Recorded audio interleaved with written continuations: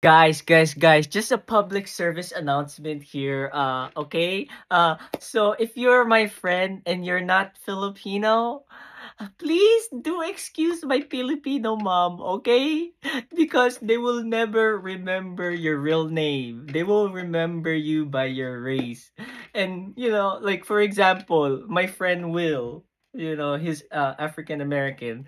My mom call him the black one.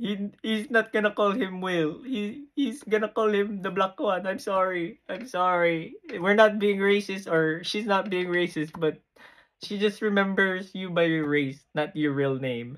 Or for example, if you're white, she will not call you Emily. She will call you the white one or the purao. I'm sorry.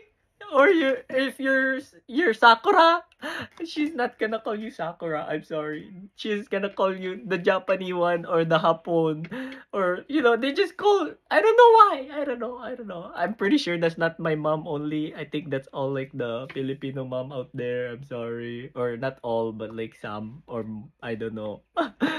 Whose mom is like that? Let me know. I think it's not just my mom. I hear it all the time.